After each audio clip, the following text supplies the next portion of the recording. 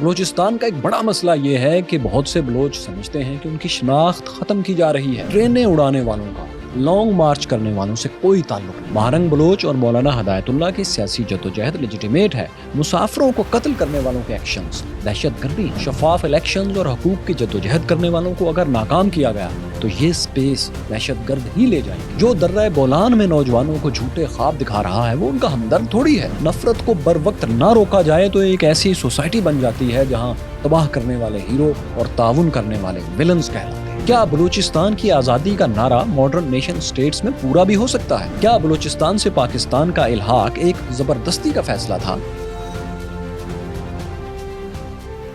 کیسے ہیں دوستو، میں فیصل وڑائچ۔ 11 مارچ کو صبح 9:30 بجے کوئٹہ سے جعفر ایکسپریس نکلی تو اس کی 9 بوگیوں میں 450 سے کچھ اوپر مسافر سوار تھے۔ یہ ٹرین پورے پاکستان کا چکر لگا کر چاروں صوبوں سے ہوتے ہوئے پشاور پہنچنے والی تھی۔ 1500 کلومیٹر سے زیادہ کا سفر طے کرنے والی یہ ٹرین پاکستان کے سب سے لمبے روٹ کی ٹرین ہے۔ یہ کوئٹہ سے مچھ، آب گم اور سبی سے ہوتی ہوئی سندھ میں سکھر پہنچتی ہے۔ یہاں سے یہ روڑی اور پھر پنجاب میں صادق آباد سے داخل ہوتی ہے۔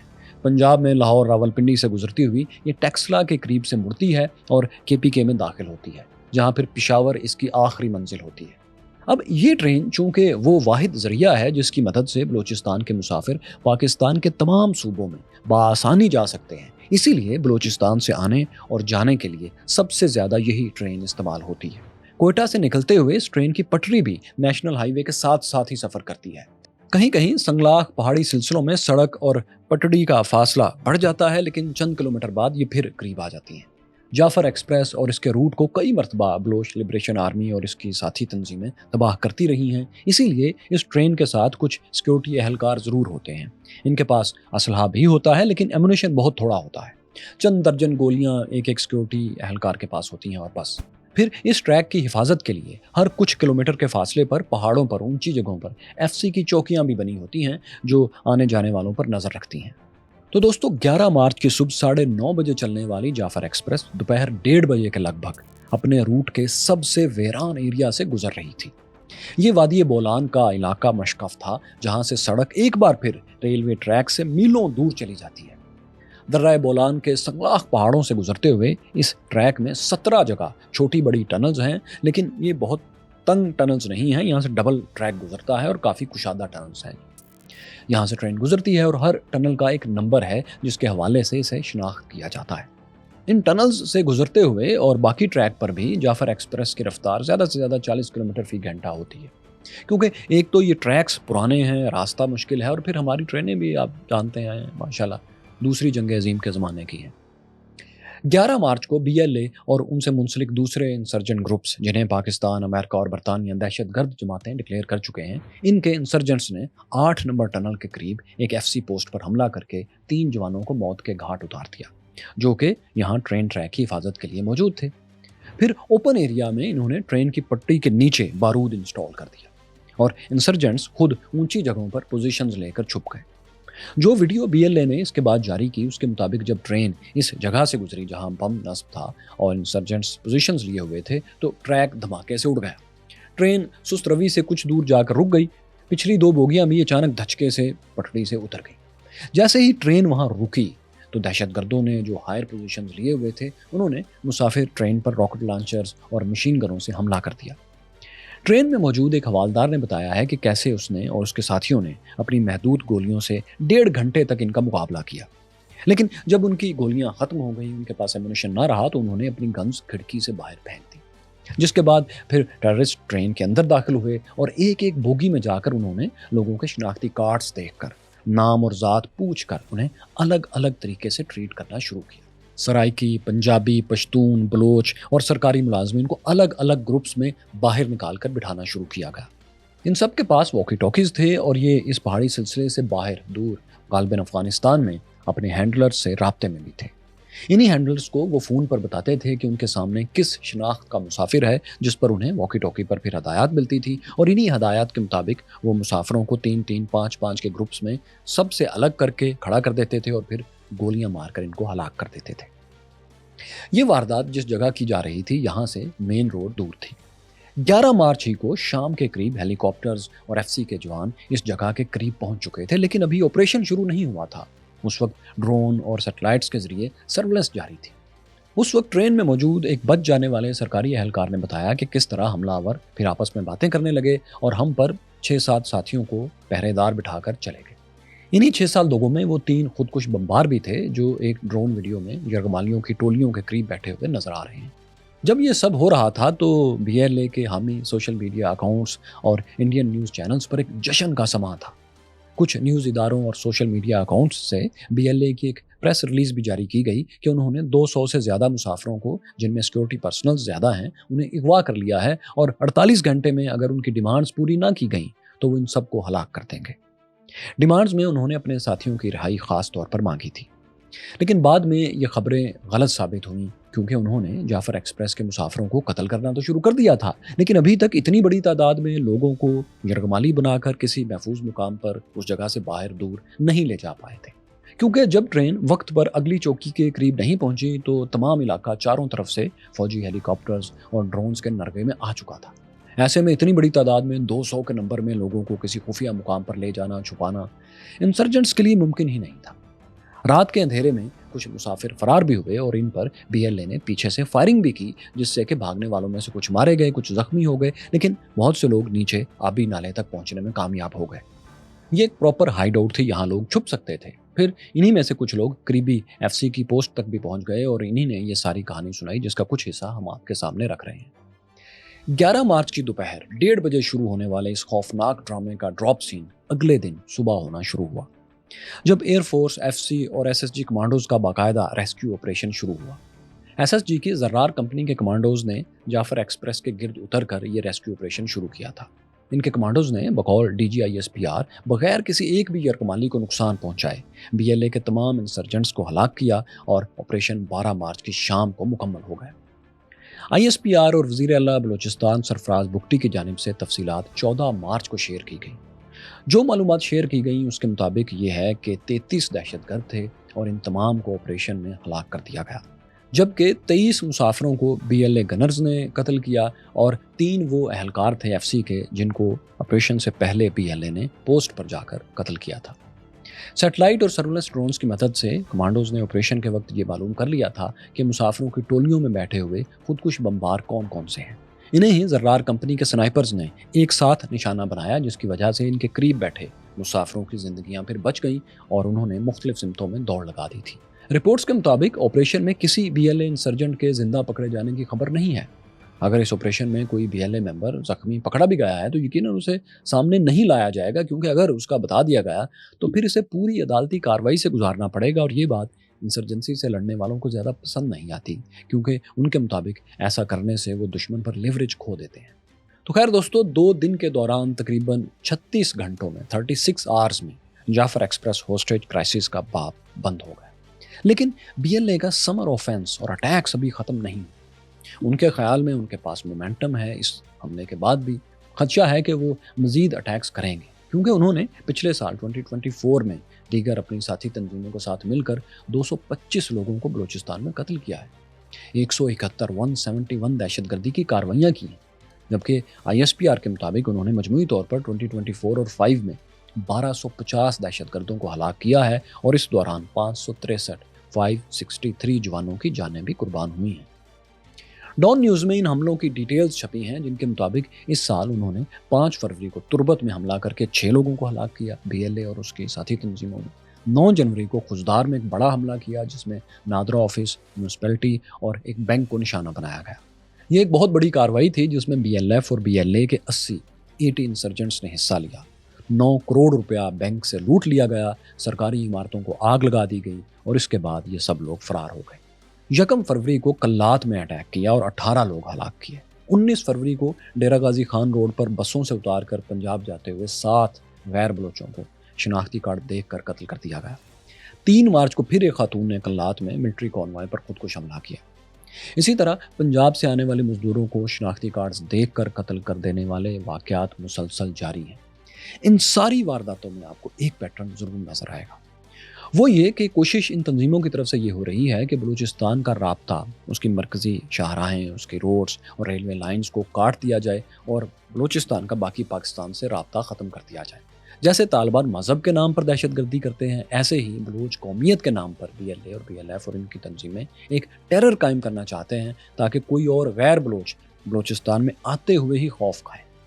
خصوصاً پنجاب سے جو غریب مزدور آ رہے ہیں انہیں جاسوس کہہ کر قتل کر دیا جائے، یہ ان کی حکمت عملی ہے، کیونکہ اس طرح پھر بلوچستان سے زمینی رابطہ اور انسانی رابطہ کٹ جائے گا۔ پھر مختلف اضلاع میں چوکیاں بنا کر طالبان کے انداز میں اپنی رٹ قائم کرنا ان کے لیے آسان ہو جائے گا۔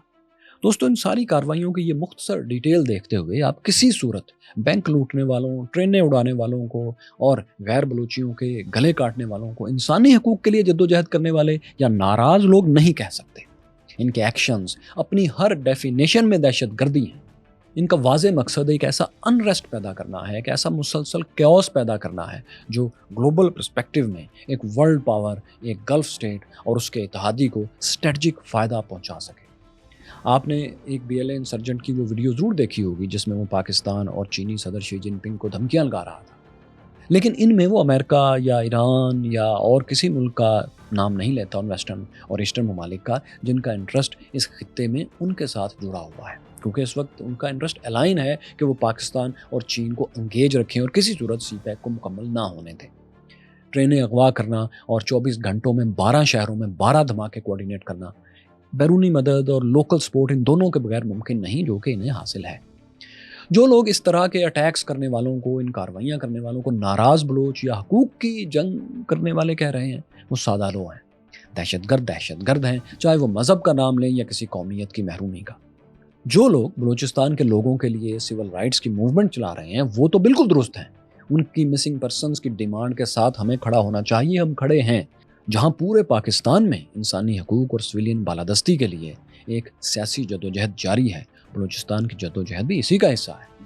وہ دن گئے جب بلوچستان کی آواز پورے پاکستان میں نہیں پہنچتی تھی، لوگ سمجھتے نہیں تھے، آج پہنچتی ہے، آج لوگ سمجھتے ہیں۔ ملک کا لبرل طبقہ جی جان سے بلوچستان کے تمام لوگوں کے ساتھ کھڑا ہے، چاہے وہ 55% بلوچ ہوں یا 36% پشتون یا باقی سرائکی، پنجابی، سندھی اور دوسرے لوگ۔ لیکن اسی طرح ان لوگوں کے ساتھ بھی کھڑا ہے جو باقی صوبوں سے نوکری کرنے کے لیے بلوچستان جاتے ہیں اور ان کو قتل کر دیا جاتا ہے۔ سول رائٹس والے حق دو تحریک ہو یا بلوچ یکجہتی تحریک ہو، یہ لیجیٹیمیٹ موومنٹس ہیں۔ BLA اور BLF اور مجید برگیڈ کو انہی کی طرح سمجھنا بالکل غلط ہے۔ یہ لوگ تو ان پرامن جدوجہد کرنے والوں کے راستے کی دراصل رکاوٹ بن رہے ہیں۔ دھماکے کرنے والے اور ٹرینیں اڑانے والے دراصل ملٹری ایکشن کو دعوت دے رہے ہیں، وہ پیسفل لوگوں کا کام مشکل کر رہے ہیں۔ وہ جتنے ایکشن کریں گے اتنی ہی صوبے میں ملٹری پریزنس بڑھتی جائے گی، اتنی ہی کاؤنٹر ایکشنز ایکٹیویٹیز زیادہ ہوں گی، جس سے ایک بار پھر المیے تو جنم لیں گے، ٹریجڈیز تو ہوں گی، لیکن نہ تو ان کا مقصد کہ انہیں ایک آزاد بلوچستان مل جائے یہ پورا ہوگا، اور نہ ہی وہ ان لوگوں کا کچھ بھلا کر پائیں گے جو ساحل اور وسائل کی سول رائٹس موومنٹ چلا رہے ہیں، وہ موومنٹ جس کے ہم اور ہم جیسے لوگ ساتھ کھڑے ہیں۔ آج کے نیشن سٹیٹ کے دور میں کوئی ملک علیحدگی کی تحریک کو سپورٹ نہیں کر سکتا۔ بھارت میں آپ دیکھ لیں، کشمیری لیڈرشپ تمام کی تمام یا مار دی گئی یا مکمل طور پر آج بھی جیلوں میں ہے۔ چین کے خلاف پوری انٹرنیشنل سپورٹ کے باوجود تبت، سنکیانگ، انر منگولیا اور تائیوان سمیت کسی ایک جگہ بھی وہ اس نعرے کے حق میں آواز نہیں اٹھانے دیتا۔ امریکہ میں 4.5 سال سول وار ہوئی کیونکہ ساؤتھ سٹیٹس نے آزادی ڈکلیئر کرنے کی کوشش کی تھی۔ بہت تھوڑے اور بہت کمزور ممالک ہیں جہاں پر اس دوران تقسیم ہوئی، لیکن سوڈان کی اگر ہم مثال سامنے رکھیں تو وہاں تقسیم کے بعد آج تک امن قائم نہیں ہو سکا۔ اگر آپ کے ذہن میں یہ مثال آ رہی ہے، جنوسائیڈ وہاں اسی طرح جاری ہے جیسے تقسیم سے پہلے تھا۔ پوری دنیا کی نیشن سٹیٹس میں آج یہ عمومی اتفاق رائے ہے کہ جو نیشن سٹیٹس بن چکی ہیں وہ اپنی باؤنڈریز کی حفاظت کے لیے آخری حد تک جائیں گی، اور جن کے انٹرسٹ جڑے ہیں وہ بھی ان کے ساتھ کھڑے ہوں گے ان سٹیٹس کی، نیشنل سٹیٹس کی باؤنڈریز بچانے کے لیے۔ بلوچستان کی آبادی 3 ملکوں میں، ایران، افغانستان اور پاکستان میں پھیلی ہوئی ہے، بالکل ایسے جیسے کردوں کی آبادی 4 ممالک ترکی، شام، عراق اور ایران میں پھیلی ہے۔ اب چونکہ کوئی بھی سیپریشن کا ایکٹ ان تمام سٹیک ہولڈرز ممالک کو متاثر کرتا ہے، اس لیے صرف ایک نہیں کئی سٹیٹس کا مشترکہ مفاد ہے کہ یہ بارڈرز انٹیکٹ رہیں، اسی طرح رہیں، ان کے اندر جو کرنا ہے کریں۔ कहने का मकसद ये है कि जो जंग जीती ही ना जा सके, जिसमें सिवाय अलमिए और ट्रेजिडीज के कुछ भी पैदा ना हो सके, इसमें अपनी नस्लों को झोंक देना कोई अक्लमंदी नहीं है। हाँ, मॉडर्न नेशन स्टेट्स ने स्टेट्स को इन मसाइल के साथ इंटैक्ट रखने के लिए सेपरेशन मूवमेंट्स का एक डेमोक्रेटिक सोल्यूशन निकाला है। वो ये कि ऐसे इलाकों को ज़्यादा से ज़्यादा ऑटोनॉमी दे दी जाए, जैसा कि कनाडा में क्यूबेक को हासिल है, बरतानिया में स्कॉटलैंड को हासिल है, और चीन भी दावा करता है कि उसने तिब्बत और हांगकांग में एक मैक्सिमम ऑटोनॉमी, खुद मुख्तारी दे रखी है। सेपरेशन के बरक्स ये वो सोल्यूशन है जो पुरअमन सियासी जद्दोजहद से बिल्कुल हासिल किया जा सकता है, बगैर अलमियों को, ट्रेजिडीज को जन्म दिए, बगैर खून की नदियां बहाए। मगर इसका भी एक प्रोसेस है कि शफाफ इलेक्शन हो, कौम के हकीकी नुमाइंदे सामने आए। जब हकीकी नुमाइंदे सामने नहीं होंगे तो ही फिर BLA और BLF और मजीद ब्रिगेड जैसी टेररिस्ट मूवमेंट्स को बैरूनी मदद से स्पेस मिलेगी और वो ऑपरेट करेंगी। पुरअमन लोगों को ताकत देना, हकीकी नुमाइंदों को ताकत देना रियासत की जिम्मेदारी है, क्योंकि मारंग बलोच और मौलाना हिदायतुल्लाह जैसे लोग अगर नाकाम होंगे तो नौजवान फिर दहशतगर्दों की बात सुनने पर ही मजबूर होंगे, और क्या करेंगे वो। स्टेट चूंकि ताकतवर ज़्यादा है तो उसकी जिम्मेदारी भी ज़्यादा बनती है। किसी मसले में जो बड़ा फरीक है उसी को बड़ापन दिखाना है। ऐसे लोगों को हमें, जो अवाम के नुमाइंदे हैं, जो जिनके साथ लोग खड़े हैं, जो पीसफुल मूवमेंट चला रहे हैं, ऐसे लोगों को हमें खोना नहीं चाहिए। इनका गुस्सा और नाराज़गी दोनों दुरुस्त हैं। मिसिंग पर्सनस का केस बिल्कुल जायज़ केस है, इसे कानूनी दायरे में आना चाहिए, बिल्कुल इसकी ओपन डिबेट होनी चाहिए। इनके हिस्टोरिकल ग्रीवेंसेस भी दुरुस्त हैं, इनकी शिकायत दुरुस्त हैं। जैसा कि सुई में गैस 1952 में निकली, लेकिन कोयटा में 1986 में 1986 में पहुंची, 34 साल बाद। हालांकि कोयटा सुई से 576 किलोमीटर दूर था, 576 किलोमीटर दूर, और कराची तक जो गैस पाइपलाइन पहुंचाई गई उसे 700 किलोमीटर से ज़्यादा लंबा बनाना पड़ा। इसकी बहुत सी रीजंस आज बताई जाती हैं कि नया नया मुल्क था, इंडस्ट्री कराची में थी और इंडस्ट्री को गैस देना प्रायोरिटी थी, तरजीह थी। अर्बन एरियाज़ में पहले गैस देना लाजमी था, और ये कि बलूचिस्तान में अमन व अमान की सूरत हाल भी अच्छी नहीं थी, इसलिए सैकड़ों किलोमीटर दूर वेस्ट में कोयटा की तरफ तवील गैस पाइपलाइन बिछाना बहुत मुश्किल था। फिर ये भी कहा जाता है कि रियासत के पास इतने वसाइल ही कहाँ थे कि कराची की इंडस्ट्री डेवलप करने और बलूचिस्तान के शहरी इलाकों तक पाइपलाइन बिछाने के दोनों प्रोजेक्ट्स एक साथ चलाए भी जा सकते वगैरह वगैरह। लेकिन ये सब बातें आज बेमानी हैं, क्योंकि ये तो उस वक्त वजन रखती जब कम अज़ कम इन पर काम तो शुरू हो चुका होता। बलूचिस्तान के एरियाज़ में इंडस्ट्री डेवलप करने की कामयाब कोशिशें तो हो रही होती, ऐसा तो नहीं हुआ। रीज़न कोई भी हो, ये छोटी बात नहीं कि एक फेडरेशन में जहां सबसे पहले और सबसे बड़ी गैस फील्ड दरियाफ्त हुई, उसके सबसे बड़े शहर को सबसे आखिर में गैस पहुंचाई गई। बाय द वे, आज पाकिस्तान की कुल गैस सप्लाई का 65% 65% सिंध से आता है, 15% बलूचिस्तान से आता है, बाकी 20% पंजाब और KPK से पूरा किया जाता है। लेकिन कुछ दहाइयों पहले तक सुई की गैस ही पाकिस्तानी इंडस्ट्री और अर्बन एरिया की बैकबोन थी, इसमें कोई शक नहीं। ये और इस तरह के और बहुत से ग्रीवेंसेस हैं, शिकायत हैं, जिनका अजाला मार्शालाओं से लड़ने वाली कमज़ोर सियासी कुव्वत ने किसी हद तक किया है। 18th अमेंडमेंट में, 18वीं तरमीम में सूबों को जो ज़्यादा खुद मुख्तारी दी गई है, वो इसी तरफ एक बड़ी छलांग है। आज तमाम सूबों को जनरल मुशर्रफ के दौर तक जो भी राइट्स हासिल थे उससे ज़्यादा हासिल हो चुके हैं कानूनी तौर पर। सूबों के वसाइल पर सूबे और मरकज़ का मुश्तरका हक तस्लीम करके एक रॉयल्टी तय कर दी गई है जो सूबे के नुमाइंदों को मिलती है।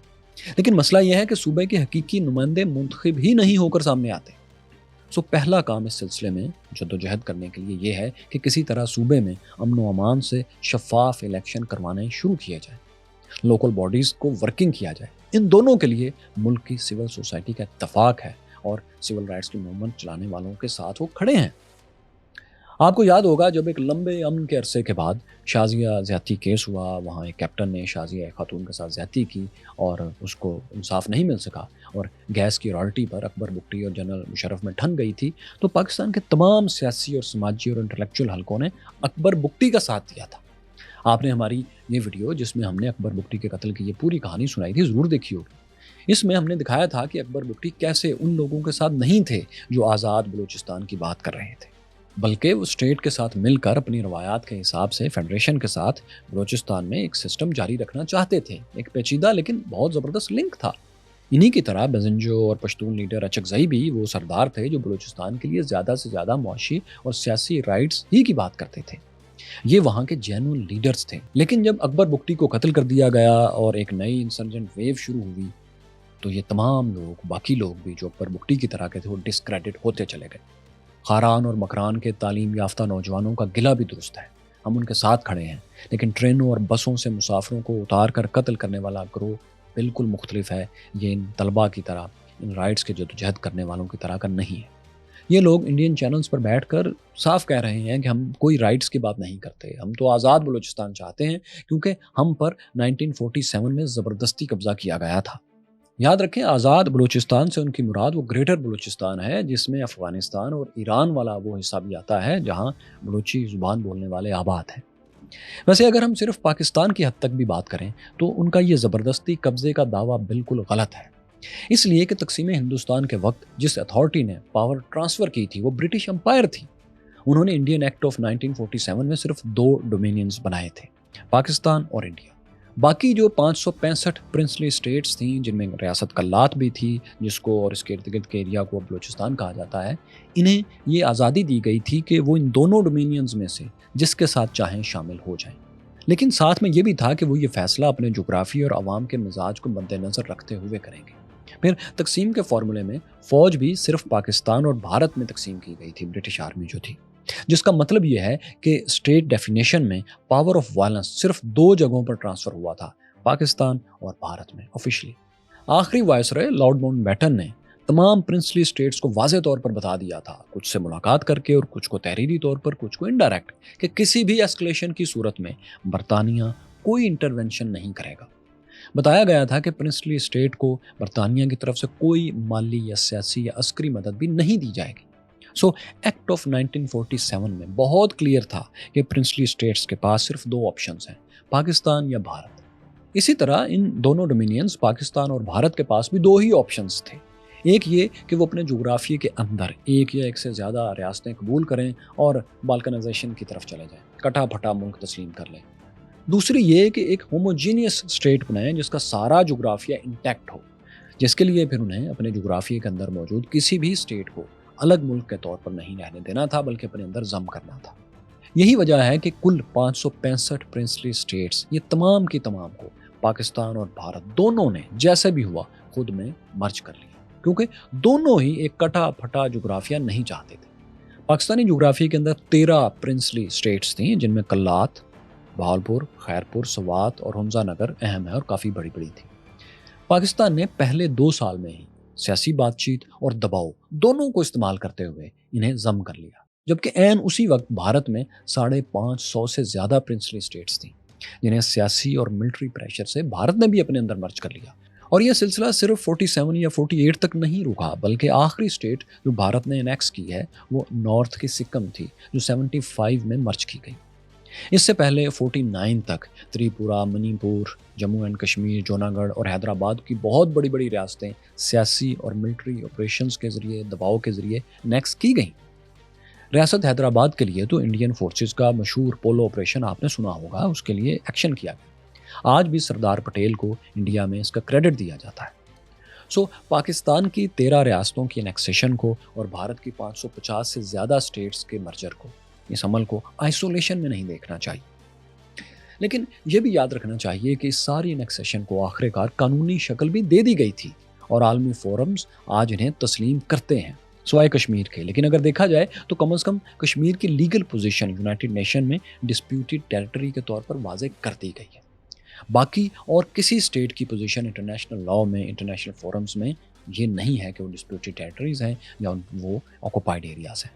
اگر ہم بلوچستان کی بات کریں تو خان آف کلات، خان اعظم نے 30 مارچ 1948 کو پاکستان کے ساتھ الحاق کے معاہدے پر خود دستخط کیے تھے. خان آف کلات میر احمد یار خان، جو بعد میں بلوچ قوم کے مشترکہ خان اعظم بھی رہے، انہوں نے اپنی آٹو بایوگرافی ان سائڈ بلوچستان میں ایک پورا چیپٹر نمبر 9 اسی بات پر لکھا ہے کہ انہوں نے کس طرح اپنی مرضی سے پاکستان کی پوزیشن کو مضبوط کرنے کے لیے پاکستان میں مرج ہونے کا خود فیصلہ کیا. اس بات کا ایک اسٹرانگ بیک گراؤنڈ بھی ہے جو ہم نے اس ویڈیو میں آپ کو دکھایا تھا، اسے بھی آپ ضرور دیکھیے گا. اب جیوگرافیکلی بھی دیکھیں تو بھارت کے اندر موجود حیدرآباد اور جوناگڑھ کی طرح کلات بھی چاروں طرف سے پاکستانی جغرافیے کے اندر تھا، کیونکہ اس کے گرد موجود تمام ٹیریٹریز اور اسٹیٹس جیسا کہ کوئٹہ میونسپلٹی، خاران، مکران، لسبیلا اور برٹش کا نارتھ بلوچستان جو ہے اس کو سارا علاقہ پاکستان سے الحاق کا اعلان کر چکا تھا۔ تمام 565 پرنسلی اسٹیٹس ہی کی طرح بلوچستان پاکستان کا حصہ بنا۔ یہ ایک مکمل قانونی الحاق تھا جسے انٹرنیشنل لا اور UN میں آج بھی تسلیم کیا جاتا ہے۔ یہ الحاق کسی طرح غیر قانونی نہیں تھا جیسا کہ کچھ دوست بتانے کی کوششیں کر رہے ہیں۔ بائی دا وے، اگر آج کوئی کہتا ہے کہ بلوچستان میں ووٹنگ سے پرنسلی اسٹیٹس کا فیصلہ نہ ہونا پاکستان کے قبضے کو ثابت کرتا ہے تو یاد رکھیں پھر آپ کی تمام 565 اسٹیٹس کا الحاق مشکوک قرار دینا پڑے گا، صرف ایک ریاست کا نہیں۔ اسی لیے کہتے ہیں کہ ماضی میں جا کر مسائل حل کرنے والے کبھی کامیاب نہیں ہوتے۔ ماضی صرف سیکھنے کے لیے ہوتا ہے، مسائل مستقبل کو سامنے رکھ کر حل کیے جاتے ہیں، ماضی کی طرف نہیں جایا جاتا۔ ٹرینیں اڑانے والے اور بسوں سے اتار کر غیر بلوچوں کو قتل کرنے والے آزادی کی جنگ نہیں لڑ رہے، یہ دہشت گردی کی کارروائیاں کر رہے ہیں اور نوجوانوں کو ایک ایسا جھوٹا خواب دکھا رہے ہیں قومیت کے نام پر، ایک آزادی کا ایسا خواب جیسا کشمیری نوجوانوں کو 90 کی دہائی میں ہماری اسٹیبلشمنٹ نے دکھایا تھا، لیکن اصل میں ان نوجوانوں کو انڈیا کی طاقتور فوج کے آگے مرنے کے لیے چھوڑ دیا گیا تھا۔ جس طرح گوریلا کارروائیوں سے کشمیر آزاد کروانے کی بات 100% غلط اور ناممکن تھی، اسی طرح بم دھماکوں اور بینک لوٹنے کی کارروائیوں سے بلوچستان کی آزادی کی کوئی کوشش کامیاب نہیں ہو سکتی۔ یہ بے معنی ہے، تاریک راہوں کا سفر ہے، اور جو لوگ انہیں استعمال کر رہے ہیں وہ یہ بات اچھی طرح جانتے ہیں۔ وہ صرف پاکستانی فورسز کو انگیج رکھنے کے لیے یہ سب کر رہے ہیں، وہ بلوچوں کے ہمدرد ہرگز نہیں ہیں۔ ہندوستان کی 1857 کی ناکام جنگ آزادی کی تاریخی مثال ہم سب کے سامنے ہے، ہماری سیریز آپ اس پر دیکھ سکتے ہیں۔ اس وقت بھی ایک ایسی جنگ شروع کی گئی جو لڑ کر کسی صورت نہیں جیتی جا سکتی تھی اور نہیں جیتی گئی، لیکن آخرکار پھر یہ ہوا کہ ایک لمبے عرصے بعد پرامن تحریک چلی جس نے ہندوستان کو آزاد بھی کیا اور پھر تقسیم بھی کیا۔ محمد علی جناح اور گاندھی دونوں کی تحریکیں، دونوں کی کوششیں پرامن تھیں اور دونوں کامیاب رہے۔ آپ کو کسی کی جدوجہد پر اختلاف سیاسی ہو سکتا ہے، لیکن دونوں نے پرامن طریقے سے اپنی باتیں منوائیں۔ جنہوں نے ہتھیار اٹھائے ان دونوں کے علاوہ وہ ناکام رہے۔ گاندھی اور جناح دونوں نے ہتھیار اٹھانے والوں کی حمایت اس وقت بھی نہیں کی اور پاکستان ہندوستان بننے کے بعد بھی نہیں کی۔ بلوچستان میں 55% بلوچ اور 36% پشتون اور باقی دوسری قومیتیں لوہی، پنجابی، سندھی اور سرائکی ہیں، لیکن بلوچستان میں بلوچ قوم کو لگتا ہے کہ ان کی شناخت ختم ہو رہی ہے۔ ان کے اس احساس کو پورے پاکستان کو سنجیدہ لینا چاہیے۔ یہ احساس صرف فنڈز کی فراہمی، قانون سازی یا باتوں یا نعروں سے تو ختم نہیں ہوگا۔ اس کے لیے تو وہاں کی جینوئن قیادت کو اوپر لانے کا ایک بندوبست کرنا پڑے گا، اس کو شفاف کرنا پڑے گا اور پھر ان لوگوں کو اپنے صوبے کو لیڈ کرنے کا موقع دینا پڑے گا، ورنہ پھر یہ اسپیس دہشت گرد لے جائیں گے اور لے جا رہے ہیں۔ آخر میں ایک بات بھارتی میڈیا کے ایک رائٹ ونگ، ایک انتہا پسند خاص فیکشن کے لیے۔ کیا ہوا کہ جیسے ہی 11 مارچ کی دوپہر 1-2 بجے کے قریب جعفر ایکسپریس کا ہوسٹیج کرائسس شروع ہوا، یہ سانحہ شروع ہوا، تو جیسے یہ جو فیکشن تھا پہلے سے تیار بیٹھا تھا، وہاں تو جانے ایک خوشی کی لہر دوڑ گئی۔ ان کی اسکرینیں BLA کے حامیوں کو بٹھا کر یوں ظاہر کرنے کی کوشش کر رہی تھی جیسے پاکستان فتح کر لیا گیا ہے، شادیانے بجائے جا رہے تھے۔ مجھے بالکل پاکستان میں 90 کی دہائی اور بمبئی حملوں والا افسوسناک منظر یاد آ گیا، کیونکہ اس وقت پاکستان میں انڈیا مخالف جذبات انتہاؤں پر ہوتے تھے۔ 90 کی دہائی میں خصوصاً بھارتی اکانومی کمزور تھی، انڈیا مختلف سیاسی اور معاشی مسائل میں الجھا ہوا تھا، اور جموں کشمیر میں ہماری اسٹیبلشمنٹ نے ایک محاذ کھول رکھا تھا جس کے ایک سیاسی قیادت آپ یاد رکھیں خلاف تھی، مگر پاکستانی نوجوانوں تک کو ٹرین کر کے کشمیر بھیجا جا رہا تھا۔ اور پھر جب بھارت میں یا انڈین کشمیر میں انڈین فورسز کو نقصان پہنچتا تھا تو اسی طرح کی خوشی اور شادیانوں کا اظہار ہمارے ہاں بھی پریس میں کیا جاتا تھا۔ لیکن اس میڈنس کا نتیجہ ہمارے ہاں کیا ہوا؟ کیا کشمیر آزاد ہو گیا؟ نہیں۔ کیا وہاں جانیں قربان کرنے والوں کو جو جھوٹے خواب دکھائے گئے تھے وہ پورے ہو گئے؟ نہیں۔ لیکن پاکستانی آج تک اس انتہا پسندانہ سوچ کا نتیجہ بھگت رہے ہیں، کیونکہ ایک نسل اس میڈنس میں جوان کی گئی تھی جو زیادہ تر سیدھا سوچنے کی صلاحیت ہی کھو بیٹھے۔ ماشاءاللہ اب یہی کام بھارت میں مودی سرکار اور ان کے انتہا پسند حامیوں نے پورے زور و شور سے شروع کر دیا ہے۔ میں بس اتنا کہنا چاہوں گا کہ مبارک ہو آپ کو بغیر وردی والا اپنا ضیاء الحق مل گیا۔ آج آپ کو لگتا ہے کہ چند ملین ڈالرز کے ساتھ ایک کمزور اور سیاسی انتشار کے شکار پاکستان کو آپ مزید پریشان کر سکتے ہیں اور یہ خوشی کا باعث ہے، تو good luck with this mindset. جب کوئی سوسائٹی اپنی نوجوان نسل کو سیاسی نفرت سکھا دیتی ہے تو یہ محض ایک ایٹیچیوڈ نہیں بلکہ آٹومیٹک سسٹم آف ہیٹ بن جاتا ہے۔ نفرت انسٹیٹیوشنلائز ہو جاتی ہے، کہ ادارے کی شکل اختیار کر لیتی ہے۔ اس سے ووٹ ملتا ہے، دولت ملتی ہے اور شہرت ملتی ہے۔ پھر اسی سے ایک ہیٹ اکانومی جنم لیتی ہے۔ جب ایک نسل کو اس ہیٹ سے ویپنائز کر دیا جاتا ہے تو پھر یہ ہتھیار صرف مخالف قوم یا مذہب یا ملک کے خلاف نہیں، بلکہ اپنی سوسائٹی میں بھی مختلف سوچ رکھنے والوں پر اسی طرح استعمال ہوتا ہے، اور اکثر زیادہ شدت سے استعمال ہوتا ہے۔ سوسائٹی ایک نازک سماجی تانے بانے کا نام ہوتی ہے۔ نفرت اس تانے بانے کو ادھیڑنا شروع کرتی ہے۔ نتیجہ، دھمکیاں دینے والے اور طاقت کی زبان بولنے والے ہیرو بن جاتے ہیں، جبکہ برداشت اور ڈائلاگ کی بات کرنے والے دھیمی آواز والے بزدل کہلائے جانے لگتے ہیں۔ لبرل اور جمہوری اقدار کو اینٹی نیشنل سمجھا جانے لگتا ہے، اور نیشنلزم کو ایک رنگ، ایک زبان یا ایک عقیدے تک محدود کرنے کی کوشش کی جاتی ہے پوری طاقت سے۔ حالانکہ حقیقی قوم وہی بنتی ہے جہاں سب خود کو محفوظ اور برابر محسوس کریں۔ ریممبر، نفرت کی فصل ایک نسل بوتی ہے، لیکن اس کا زہر 3 نسلوں کو تباہ کر دیتا ہے۔ پاکستان یہ ناکام تجربہ کر چکا ہے۔ ہم اس آگ کو بجھانے کی اپنی سی کوشش آج بھی کر رہے ہیں۔ آپ بھی کیجیے۔ امن چاہنے والے کہیں بھی ہوں، وہ بھی تو آخر ایک قوم ہی ہے نا۔ ساتھیوں، جنرل مشرف کے ہاتھوں اکبر بگٹی کا قتل وہ ٹرننگ پوائنٹ تھا جہاں بلوچستان میں سینئر اور جہاں دیدہ قیادت کے ہاتھ سے بہت کچھ نکل کر انسرجنٹس کے ہاتھ میں چلا گیا۔ یہ مکمل کہانی آپ یہاں دیکھ سکتے ہیں۔ یہاں دیکھیے امریکہ میں سول رائٹس موومنٹ کیسے چلی اور کامیاب ہوئی، اور یہ رہی بلوچستان میں بلوچوں اور دوسری قوموں کی 3000 سالہ مختصر تاریخ۔